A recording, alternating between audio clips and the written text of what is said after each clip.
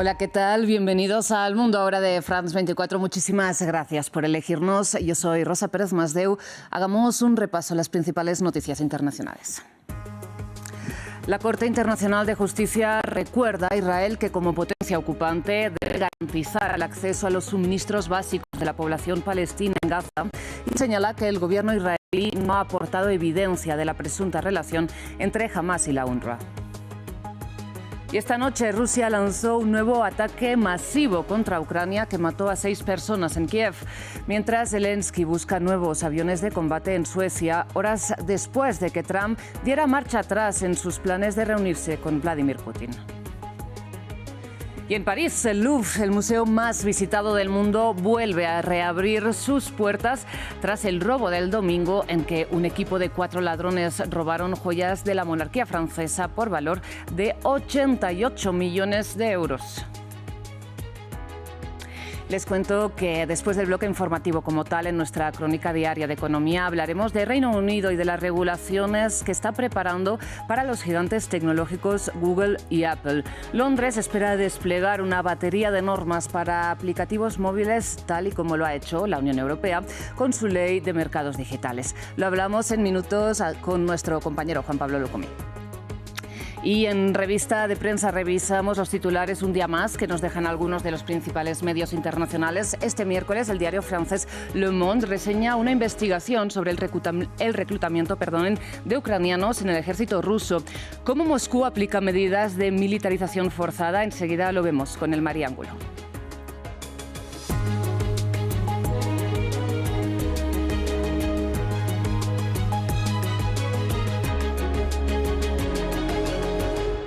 Iniciamos noticias en Medio Oriente. Decíamos en los titulares, la Corte Internacional de Justicia insistió en que Israel, como potencia ocupante, debe garantizar el acceso de la población palestina en Gaza a los suministros básicos. Se trata de la opinión consultativa del máximo tribunal, como saben, de la ONU, después de que Israel prohibiera las operaciones de la UNRWA en su territorio.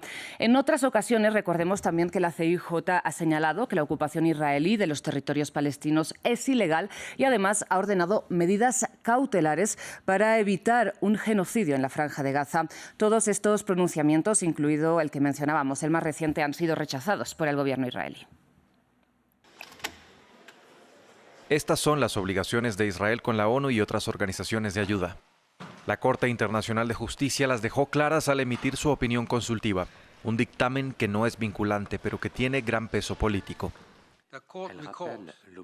El tribunal recuerda la obligación de no utilizar la hambruna de la población civil como método de guerra.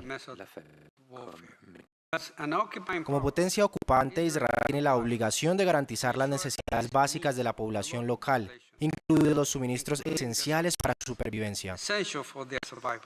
El presidente del organismo también determinó que Israel debe aceptar y facilitar los programas de ayuda proporcionados por Naciones Unidas, incluyendo a la UNRWA, a la que el gobierno israelí acusa de estar vinculada con el grupo Hamás. La Corte determinó hoy también que no había fundamento en tales acusaciones, lo que generó el inmediato rechazo de Tel Aviv. Este es otro intento político de imponer medidas políticas contra Israel bajo el pretexto del derecho internacional. Israel proporcionó a la ONU amplias pruebas que demuestran la infiltración de Hamás en la UNRWA, pero la ONU nunca ha investigado el alcance total de dicha infiltración. El fallo se emite en medio del reporte del Programa Mundial de Alimentos que dice que aunque unas 750 toneladas diarias estaban entrando a Gaza, todavía se está muy por debajo del objetivo de las 2.000 toneladas cada día. Y mientras tanto, el vicepresidente de Estados Unidos, hablamos de J.D. Vance, avanza en su visita oficial a Israel, donde se reunió ya con el primer ministro Benjamin Netanyahu, así como con el presidente Isaac Herzog.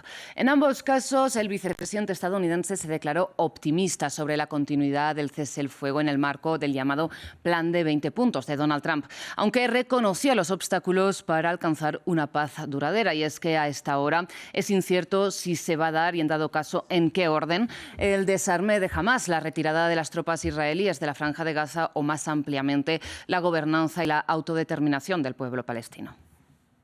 No es fácil, nunca dije que fuera fácil, pero soy optimista de que el alto al fuego se mantendrá y de que realmente podremos construir un futuro mejor en todo Oriente Medio, aunque eso requiere trabajo. Así que no se trata de supervisar como si se estuviera supervisando a un niño pequeño, sino de supervisar porque hay mucho trabajo, mucha gente buena que lo está haciendo. Y es importante que los altos mandos de la administración sigan garantizando que nuestra gente esté haciendo lo que necesitamos que haga.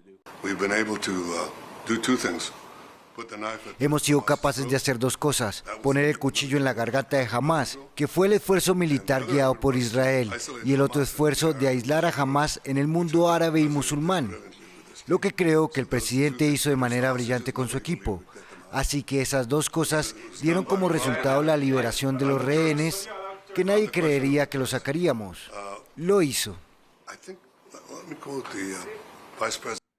Bien, y precisamente mientras el vicepresidente de Estados Unidos, J.D. Vance, está en Israel, como veíamos, el Parlamento israelí aprobó un primer texto hacia la anexión de facto de toda Cisjordania ocupada. Una ocupación que, recordemos, el presidente estadounidense Donald Trump prometió evitar ante sus socios árabes del Golfo.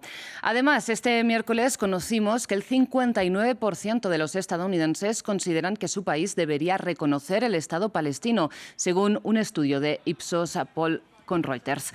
Un reconocimiento al que en los últimos meses, recordemos, también se sumaron Reino Unido o Francia, entre otras potencias occidentales, y al que el gobierno israelí ha reaccionado repetidamente con nuevos proyectos de colonización del territorio palestino. Cambiamos ahora de tema, hablamos de la guerra en Ucrania, porque esta noche Rusia mató al menos a 6 personas, incluidos 2 niños, con un ataque en Kiev, con un ataque aéreo, de hecho, masivo contra todo el territorio ucraniano. Mientras, en el plano diplomático, el presidente Volodymyr Zelensky se mostró abierto a negociar un cese el fuego, congelando de momento la actual línea de frente, tal y como propone Donald Trump. Sin embargo, según lo que ha trascendido por el momento, el presidente ruso no estaría interesado en esta tregua, por lo que el mandatario estadounidense ha señalado que la reunión con Putin en Budapest, anunciada, recordemos, la semana pasada, sería textualmente una pérdida de tiempo en las condiciones actuales.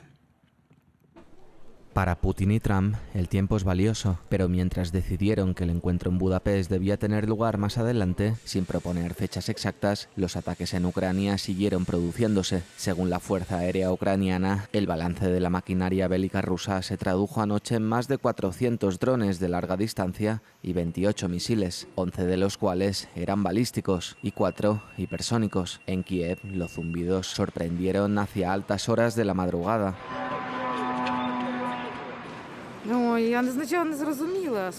Al principio no entendía nada, estaba dormida. Mi marido me despertó y me dijo: está volando, ¿lo oyes? Escuché un zumbido y de repente ¡bum! Por suerte, mi hijo no estaba en la habitación donde se rompieron las ventanas. En Kharkiv, el objetivo fueron los niños, que se encontraban en una guardería. Impactos registrados en varios puntos del país y varias víctimas mortales, mientras Zelensky viaja por Europa para fortalecer su arsenal armamentístico. Estamos muy agradecidos al pueblo de Noruega por salvar vidas de nuestra gente, y esto es realmente muy importante porque Rusia nos ataca cada día. Por supuesto, estamos esperando y por supuesto nos defendemos con defensa aérea y con helicópteros, con F-16, muchas cosas diferentes, pero nunca es suficiente. Y mientras Oslo anunció que brindaría apoyo a la compra de gas para el difícil invierno ucraniano, Estocolmo le mostró al mandatario el poderoso grupo de defensa Saab, fabricante del avión de combate Gripen, sistemas de armas y submarinos. Al otro lado del frente, según el presidente ruso, reinó la rutina. Hoy tenemos un entrenamiento programado, insisto, programado, sobre gestión de fuerzas nucleares. Ejercicios que se sumaron al anuncio del Kremlin de llamar a reservistas a proteger las llamadas infraestructuras críticas en todo el país. Bien, con otras noticias seguimos en Europa, vamos hasta Francia porque el Museo del Louvre, el más visitado del mundo, reabrió sus puertas tras el espectacular robo de este domingo. Desde entonces, la directora del museo presentó su renuncia, que luego fue rechazada, eso sí, por las autoridades, mientras la ministra de Cultura, la conservadora Rachida Dati, aseguró que no hubo un problema de seguridad en el museo, sino que el problema está en las calles del país. Luego del ya considerado robo del siglo, el Louvre reabre sus puertas. El emblemático museo francés regresó a la normalidad este miércoles después de que el domingo, a solo 250 metros de la Mona Lisa, 4 ladrones robaron 8 joyas pertenecientes a la extinta monarquía francesa, una pérdida estimada en más de 100 millones de dólares. Un hecho por el que el museo reconoció sus debilidades. Si hablamos de nuestros puntos débiles, nuestra debilidad radica en que, en el fondo, no pudimos detectar la llegada de los ladrones con suficiente antelación. Las debilidades en la protección de nuestro perímetro son conocidas e identificadas. Esta tragedia ha conmocionado profundamente al personal de seguridad del Louvre. En medio del shock por el robo al museo más visitado del mundo, quienes acudieron hoy a la reapertura aseguran que lo fácil del atraco resulta incluso intimidante.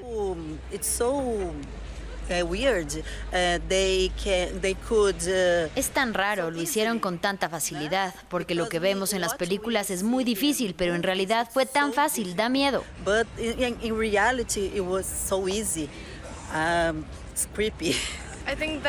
Creo que es mucho dinero, pero no creo que se pueda decir un precio porque tiene un valor histórico. Es mucho dinero y es muy triste. El Elíseo comunicó que el presidente Emmanuel Macron solicitó que se aceleren las medidas de seguridad en el museo, mientras que aún sigue la búsqueda de los 4 ladrones. Seguiremos esta búsqueda. Mientras tanto, de Francia vamos hasta Serbia porque un hombre resultó gravemente herido por disparos de un tirador que abrió fuego cerca del Parlamento en Belgrado, en la capital del país.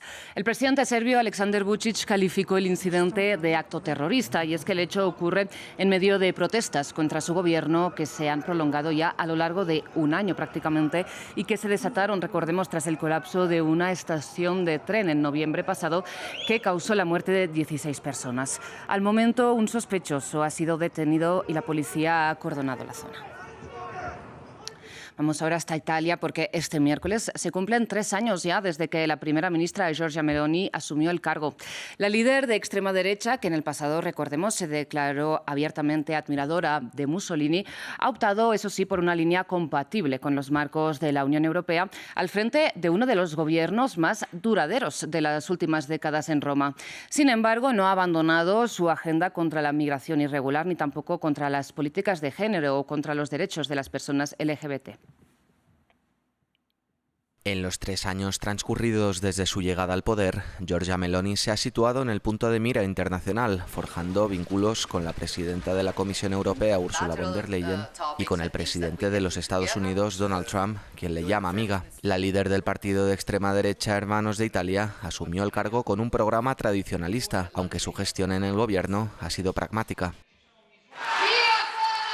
Soy Giorgia, soy mujer, soy madre, soy italiana, soy cristiana.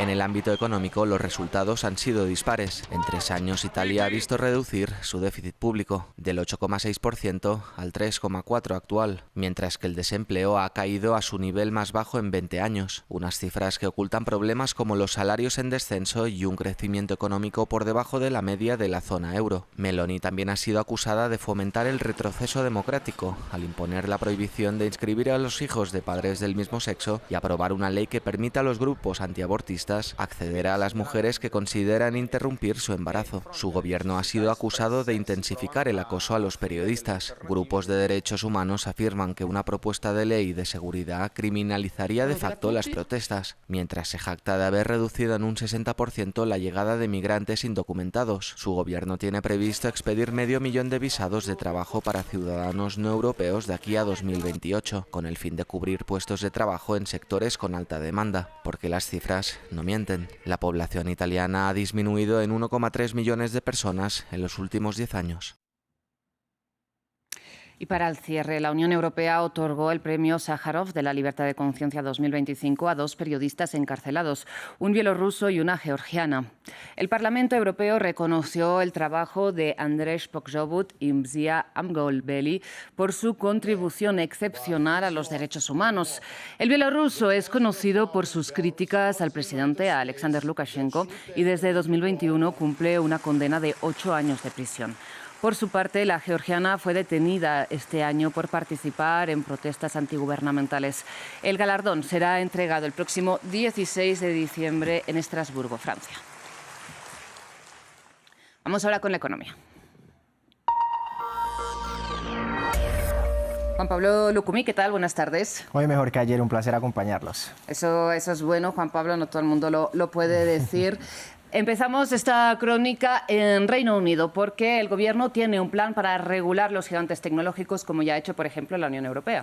Rosa, la Autoridad de Competencia y Mercados, que es el organismo de control británico, quiere una regulación más estricta para los servicios de esas plataformas móviles luego de una investigación de 9 meses. La regla espera simular la norma de la Unión Europea llamada Ley de Mercados Digitales, que ha conllevado a altas sanciones económicas para varios gigantes tecnológicos y que además, recordemos, Donald Trump también en su momento dijo a Bruselas que si seguían presionando a estas empresas, pues, como siempre ha dicho en cualquier problema, pues habría más aranceles. Recordemos que es la moneda de cambio de Estados Unidos. Londres reclama que tanto Apple como Google tienen un duopolio en los teléfonos móviles que se venden en Reino Unido, pues ya vienen preinstalados con el sistema operativo iOS de Apple o Android de Google.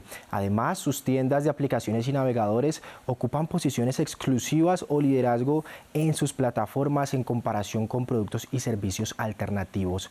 Ahora se espera que el regulador solicite modificar el funcionamiento de ciertos servicios de estas empresas, algo muy similar como lo que ha ocurrido también con Alphabet con Google. Pues le daremos seguimiento, Juan Pablo. Mientras tanto, cambiamos completamente de tema. Vamos a hablar de México, donde la economía parece que ha retrocedido. Cuéntanos. Cayó un 0,9% interanual en el mes de agosto, arrastrada principalmente por los sectores secundario y terciario y en medio de las tensiones comerciales también con Estados Unidos.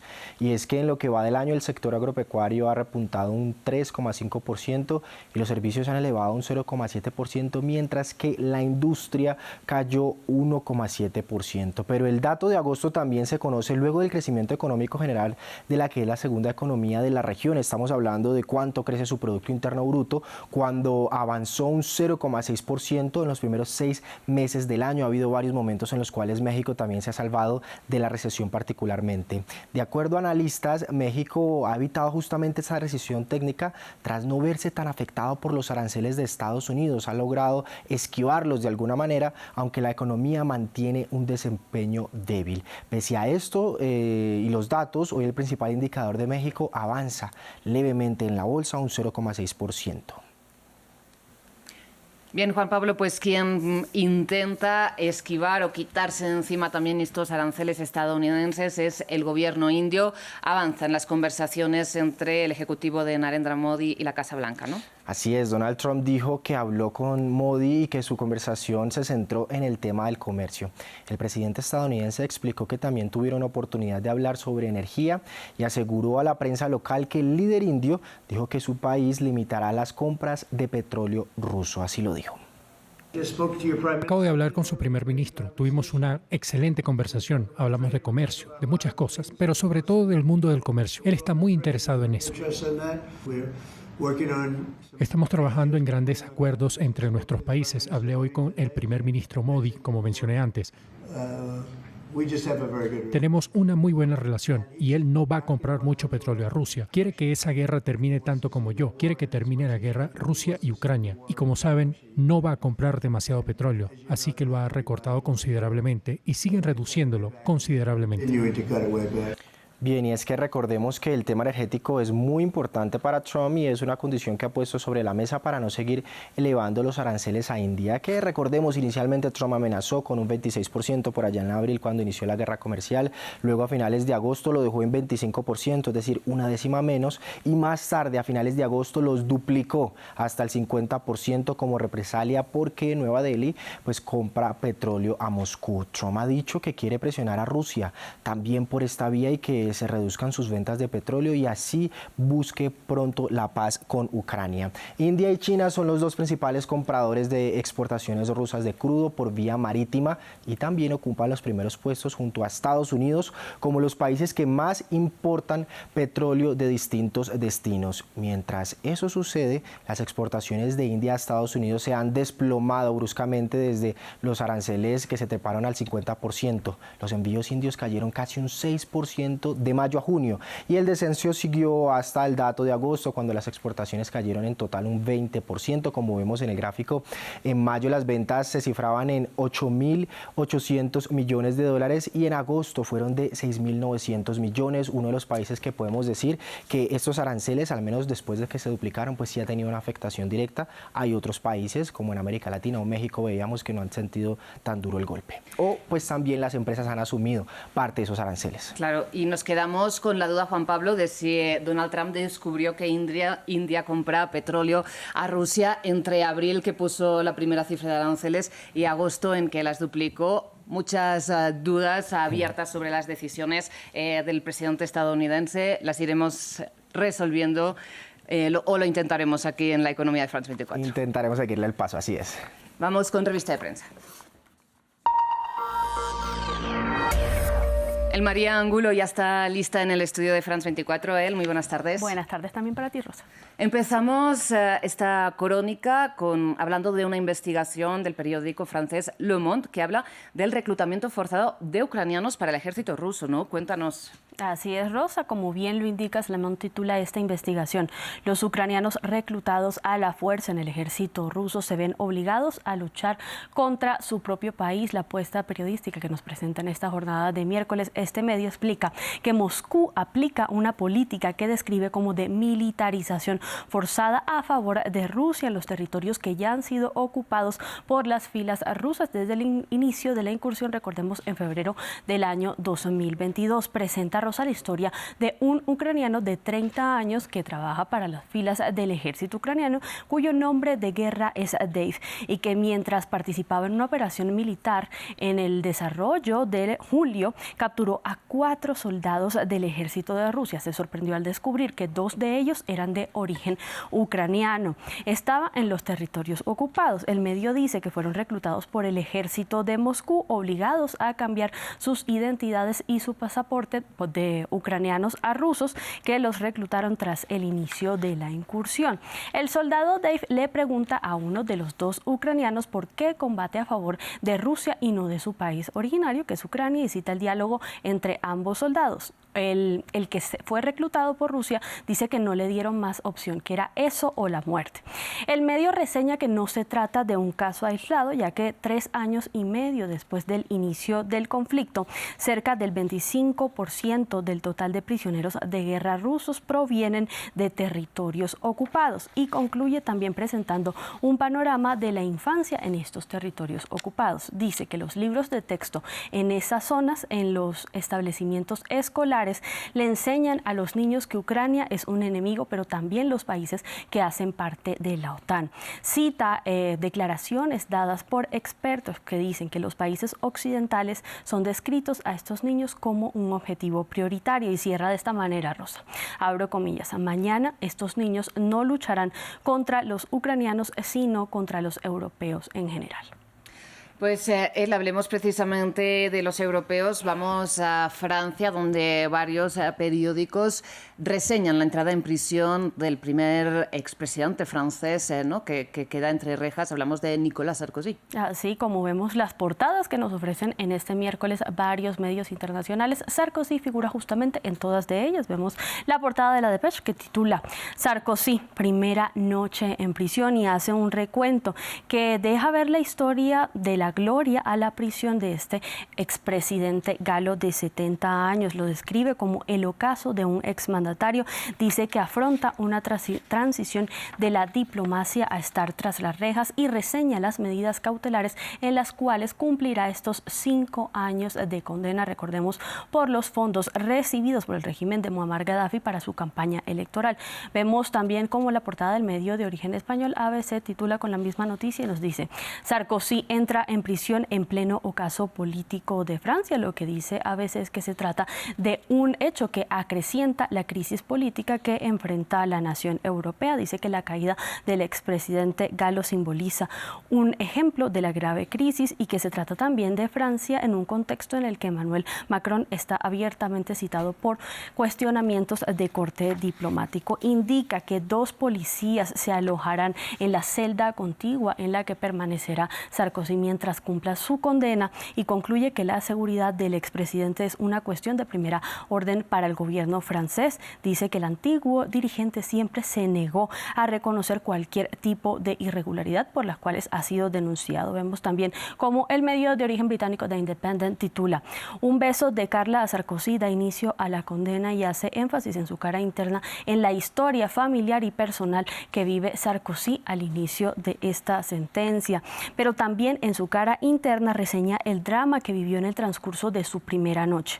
Dice que Sarkozy permanece bajo custodia luego de haber sido amenazado. Dice que en cuestión de horas apareció un hombre que lo amenazó por vengarse a favor de Gaddafi. Concluye también señalando que la propia Carla Bruni está acusada de formar parte de lo que sería una campaña denominada Operación para salvar a Sarko, un plan complejo e ilegal para intentar mantener a su esposo fuera de la cárcel. Bien, pues si no me equivoco ahora puede, sin embargo, apelar Sarkozy ya estando dentro de la cárcel. Vamos precisamente con el resultado de un proceso de apelación de un expresidente, en este caso colombiano, porque el Tribunal Superior de Bogotá absolvió a Álvaro Uribe de los cargos, ¿no?, de fraude procesal y soborno por el que había sido condenado en primera instancia. Así es, Rosa. De hecho, saltamos de la historia de un expresidente a otro, pero con resultados muy distintos. Vamos a Colombia porque el diario local El Tiempo titula: los regaños y las piezas clave que llevaron al Tribunal Superior de Bogotá a absolver al expresidente Álvaro Uribe Vélez. Lo que presenta el medio es una reseña de lo que fue la jornada de ayer, en la que el magistrado Manuel Antonio Merchán enunció la sentencia en segunda instancia, según la cual fue absuelto el expresidente, que recordemos estuvo en 2 mandatos consecutivos en el poder en Colombia desde el año 2002 hasta el 2010.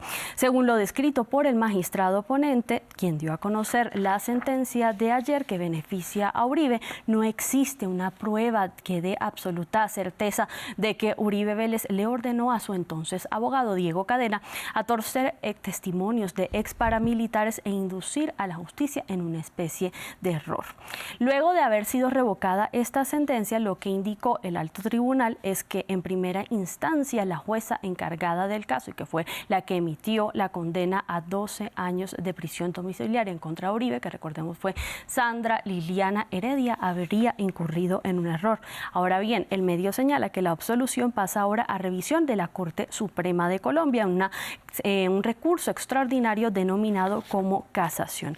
Vemos también que este medio reseña la reacción que tuvo, Rosa, el presidente de turno colombiano, Gustavo Petro, luego de que se dio a conocer la absolución, y convocó a una manifestación en el centro de Bogotá para el próximo viernes. Finalizamos esta revista de prensa con lo que reseña el diario de igual origen colombiano El Espectador, que dice: de fallo condenatorio a absolución, así giró el caso de Álvaro Uribe Vélez. El medio reseña esta audiencia que duró cerca de 6 horas, que inició a las 8:02 de la jornada de ayer miércoles. Dice que el Tribunal Superior de Bogotá lo que hizo fue cerrar un nuevo capítulo en la que describe como la ya larga historia de este proceso penal en contra de Uribe, que recordemos llevaba abierto ya 7 años, pero recuerda que este no es el punto final, ya que luego sigue el recurso de casación. Concluye que los objetivos de este recurso serían en 3 órdenes. El primero sería verificar si hubo una decisión con errores jurídicos o no. El segundo, si violaron las garantías fundamentales. Y en tercera instancia, si se desconoció o no el debido proceso para alguna de las partes. Bien, pues seguiremos este proceso. Lo que es cierto es que estas noticias de alguna forma u otra impactan en este ambiente de precampaña, ¿no?, ya electoral. De cara a las elecciones de 2026, así es. Lo seguiremos todo aquí. El María, muchísimas gracias un día más. A ti, Rosa, por recibirme. Breve pausa, enseguida regresamos.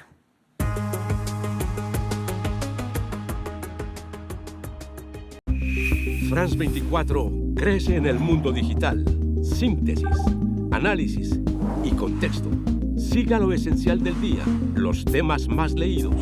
Para estar conectado con la actualidad, síganos. France 24, la información empieza aquí.